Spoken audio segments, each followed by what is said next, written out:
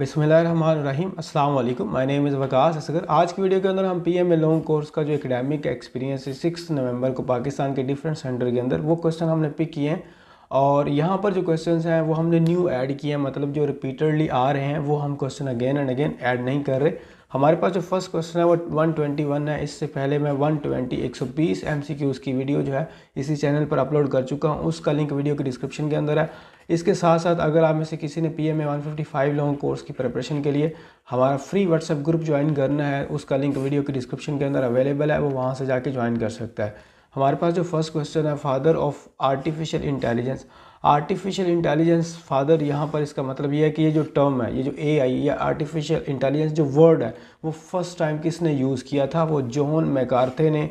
तकरीबन हमारे पास यहाँ पर डेट भी लिखी हुई, इन 1955 में ये एक वर्ड आर्टिफिशियल इंटेलिजेंस का एक आइडिया जो है, एक जो टर्म कॉइन की गई थी वो उन्होंने दिया था। और उसके बाद हमारे पास एक क्वेश्चन आता है कि जो फर्स्ट एआई ह्यूमन एआई वो उसका नाम क्या रखा गया, सोफिया। और एक और ये पूछा जाता है ये किस कंट्री में है, तो ये सऊदी अरेबिया के पास है ये वाला हमारे पास रोबोट। आप इसकी वीडियोस भी देखिएगा यूट्यूब वगैरह पर, काफ़ी इंटरेस्टिंग है। तो ये पीएमए ने दो चीज़ें पूछी हुई। अस्सलाम वालेकुम। हमारे पास 155 पीएमए लॉन्ग कोर्स की प्रिपरेशन के लिए कंप्लीट नोट्स अवेलेबल हैं, जिसकी पासिंग गारंटी प्रो जीनियर स्टूडेंट्स की तरफ से 100% है। इनमें सबसे पहले आपको वर्बल इंटेलिजेंस की एक फ़ाइल प्रोवाइड की जाएगी, जिसमें टोटल 105 वर्बल्स के क्वेश्चंस दिए जाएंगे और सारा का सारा वर्बल आपको इसी एक फ़ाइल में से आएगा, क्योंकि ये एक रिपीटेड फ़ाइल है। सेकंड नंबर पर इसके साथ आपको 3 नॉन वर्बल की फ़ाइल्स दी जाएंगी और जिसके साथ साथ 20 वीडियोस की एक प्ले लिस्ट भी प्रोवाइड की जाएगी, जिसमें आप बआसानी नॉन वर्बल के सोल्व करने का मेथड जो है वो समझ सकेंगे। थर्ड नंबर पर सबसे इम्पोर्टेंट चीज़ होता है एकेडमिक, और इसकी सिर्फ और सिर्फ 3 फाइल से आपका कंप्लीट एकेडमिक कवर हो जाएगा और ये भी हमारी 100% गारंटी है, जिसमें 149 से लेकर 154 पीएमए लॉन्ग कोर्स तक तमाम repeated GK, Islamic study, English and math include किया गया है और हर साल इन्हीं 3 फाइल से तमाम स्टूडेंट्स का जीके का पोर्शन बआसानी क्लियर हो जाता है। अब आ जाते हैं जी इसके साथ साथ बोनस पॉइंट की तरफ। तो मज़ीद आसानी के लिए हम आपको 18 मॉक टेस्ट के पासवर्ड भी प्रोवाइड करेंगे, जिससे घर बैठे इजीली हर टेस्ट की प्रैक्टिस की जा सकती है। और इसमें साथ साथ आपको एक स्पेशल व्हाट्सएप ग्रुप के अंदर ऐड भी किया जाएगा, जहां आप बाकी पीएमए लॉन्ग कोर्स के कैंडिडेट्स के साथ कॉन्वर्सेशन कर सकते हैं। These all PDF notes, mock test and special WhatsApp group, ये तमाम चीज़ें 100% गारंटी के साथ आपको मिलेंगी सिर्फ और सिर्फ 2200 फ़ी के साथ। और अगर आपने ये बंडल बाय करना है, हमारे गिवन नंबर्स पर कांटेक्ट कर सकते हैं, आपको फौरी ये सारी चीज़ें प्रोवाइड कर दी जाएंगी। अल्लाह आप सबको कामयाब करे। Thank you. अल्लाह हाफिज़। आगे हमारे पास है फादर ऑफ कंप्यूटर। तो चार्ल्स बाबेज है, उन्होंने सबसे पहले कंप्यूटर इन्वेंट किया। तो फर्स्ट कंप्यूटर की जो पिक्चर है वो भी आप एक रूम की इतना बड़ा था, तो आप वो भी जो है ना इंटरनेट से लाजमी देखिएगा। और नेक्स्ट वन है what is the integral of 1 with respect to the x. अच्छा, मैं आपको बार बार बता रहा हूँ ये क्वेश्चन न्यू है, जो रिपीटेड सारे रिपीट हो रहे हैं, कुछ जो 10, 15, 20 डिफरेंट सेंटर्स हमें न्यू मिलते हैं वो हम अपनी वीडियोस के अंदर बता देते हैं। अब ये हमारे पास मैथ का क्वेश्चन है जिसका आंसर x+c है। ये इंटीग्रेशन का जो चैप्टर है सेकेंड ईयर के अंदर वहाँ से आया गया। तो इसमें एक तो पूछा जाता है कि जो 1 है उसका हमारे पास जो आंसर है, यहाँ पर ये फॉर्मूला है x+c। कभी कभी बस वो इतना सा आगे क्वेश्चन मार्क दे देता है, इंटीग्रेशन देता है 1 derivative x is equal to, और यहाँ पर क्वेश्चन दे देता है। फिर आपने इस फॉर्मूला को, एक ये पूछता है वो पीएमए और एक ये भी पूछता है कि आपसे x का पूछ लेता है। तो x का भी फिर आपने, x का आपके पास सामने फॉर्मूला है कि x²/2, ये वाले आपने 2 फॉर्मूलाज याद रखने हैं। आगे है कि इन 1956 का जो कॉन्स्टिट्यूशन था वो किसने उसको एब्रोगेट किया, ख़त्म किया, वो हमारे पास जनरल अयूब ख़ान है। और इन्होंने इन 1958 के अंदर, और इसको प्रपोज करने वाले 156 के अंदर, 1956 के अंदर ये दिया गया और 1958 के अंदर इसको फिर रिपेल किया गया, या आप इसको कह लें एब्रोगेट कर दिया गया। Next one, the title of the desert fox was given to the desert fox. और इसका हमारे पास टाइटल है जर्मन जनरल एरविन रोमेल। ये काफ़ी फेमस एक जर्नल थे और जनरल थे, क्योंकि इनका मतलब ये एक मोटिवेशनल फिगर भी थे। इनके जो वार टैक्टिक्स हैं वो बड़े फेमस थे। اور کہا جاتا ہے کہ ان کی موجودگی، ان کی پریزنس اتنی زیادہ موٹیویشنل ہوتی تھی کہ جو ٹروپس ہوتے تھے، جو آرمی ہوتی تھی، وہ بغیر سوچے سمجھے جو ہے نا وہ جنگ کے اندر کود پڑتی. تو یہ ایک کافی موٹیویشن جو ہے وہ ایک فگر بن گئے، اور ان کے جو ایک مائنڈ سیٹ تھا جنگ لڑنے کا، یہ جو کچھ ٹیکٹکس کھیلتے تھے وہ کافی فیمس ہوئے. تو کافی جنگیں انہوں نے ون کی. اس کے بعد آ جاتا ہے what is the gypsum a rich source of. Gypsum کے اندر کیا کیا ہوتا ہے؟ تو کیلشیم اینڈ سلفر جو ہے سب سے زیادہ ہوتا ہے. اس کے بعد ہے which one is liquid at room temperature. General science سے بھی کوشچن پک کر رہا ہے پی ایم میں. برومین BR، اس کے آپ نے نام یاد رکھنے. میرکری HG، یہ ہمارے پاس روم ٹمپریچر پر لیکوڈ فارم کے اندر ہوتے ہیں. آگے پوچھتا ہے کہ how much oxygen can a human ٹیک. ایک جو انسان ہے وہ کتنی آکسیجن جو ہے نا وہ یوز کرتا ہے. دیکھیں ٹوٹل جو ہوا کے اندر ہوتی ہے، یہ بھی MCQ پوچھا گیا. ٹوٹل ایئر کے اندر جو گیسز ہوتی ہیں وہ کون سی سب سے زیادہ ہوتی ہے؟ سب سے زیادہ تو آپ کو پتہ ہے جی نائٹروجن ہوتی ہے. نائٹروجن بھی تقریباً جو ہے نا وہ 78% ہوتی ہے. اور دوسرے نمبر پر ہمارے پاس آکسیجن ہوتی ہے جو کہ کتنی ہوتی ہے؟ 21%. ایک تو یہ آپ کو پتہ ہونا چاہیے. اور اس 21% میں سے جو آکسیجن ہے اس میں سے ہم جو ہے ہیومن بینگ، ایک آدمی جو ہے وہ 5 to 6% اس کو یوز کرتا ہے، ابزورب کرتا ہے، کنزیوم کرتا ہے.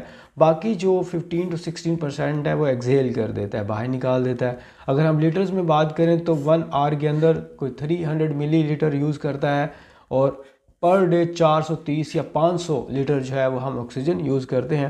اب جو ایسے لوگ پیشنٹس جو ہوتے ہیں جو آکسیجن نہیں ایئر سے کنزیوم کر سکتے، ان کو پھر سلنڈر دیے جاتے ہیں جس میں صرف آکسیجن ہوتی ہے، اس میں اور کچھ گیسز بس انکلوڈ کی جاتی تھوڑی سی، تاکہ وہ ایزیلی جو ہے نا کنزیومیبل ہو. تو وہ کافی مہنگا آتا ہے. تو ایک ہیلتھی پرسن جو ہے نا وہ اس کو بائی نیچر کنزیوم کر رہا ہے، جبکہ ایک پیشنٹ جو ہے اس کو پے کرنا پڑتا ہے آکسیجن کو یوز کرنے کے لیے. Are device that stores chemical energy. یہاں سے آپ نے دیکھنا ہے کہ کیمیکل انرجی کو جو ڈیوائس الیکٹریکل انرجی میں کنورٹ کرتی ہے اس کا نام ہے بیٹری. اور ایک یہ جو سیل یوز کیا جاتا ہے اس کو کہتے ہیں گیلوینک سیل، جو اس چیز کو کیمیکل انرجی کو کس میں کنورٹ کرتا ہے؟ الیکٹریکل انرجی میں. ایک کوسچن بار بار پوچھا گیا تھا پچھلی دفعہ بھی، are device that convert mechanical energy into the electrical energy. ایسی ڈیوائس جو میکینیکل انرجی کو الیکٹریکل انرجی میں کنورٹ کر دیتی ہے، وہ تقریباً ساروں کو ہی پتہ ہے، اس کو ہم کیا کہتے ہیں؟ جنریٹر. یہ والے آپ نے 3 MCQs یاد کرنے ہیں. ہو از دا رائٹر آف دا سونی مہیوال. یہ ہمارے پاس پنجابی جو قصے ہیں، فضل شاہ جو ہے وہ ہمارے پاس آیا تھا. انہوں نے ویسے ہیر رانجھا کے متعلق کچھ لکھا، لیلا مجنوں وغیرہ کے بارے میں، لیکن جو ان کا قصہ مشہور ہوا وہ فضل شاہ تھا. ہیر رانجھا جو ایک داستان پنجاب کی کافی فیمس ہے، وہ کس نے لکھی تھی؟ وہ وارث شاہ نے لکھی تھی. ٹھیک ہے. اور اس کے علاوہ ہمارے پاس آ جاتا ہے کہ مرزا اور صاحبہ کا جو قصہ ہے وہ کس نے لکھا تھا؟ تو مرزا صاحبہ کا قصہ حافظ برخوردار. اور ایک اور ہمارے پاس پوچھتا ہے، ہیر رانجھا ہو گیا، ہاں مرزا صاحبہ ہو گیا. سسی پنو بھی پوچھتا ہے. تو سسی پنو جو ہے ہمارے پاس وہ کس نے لکھا تھا؟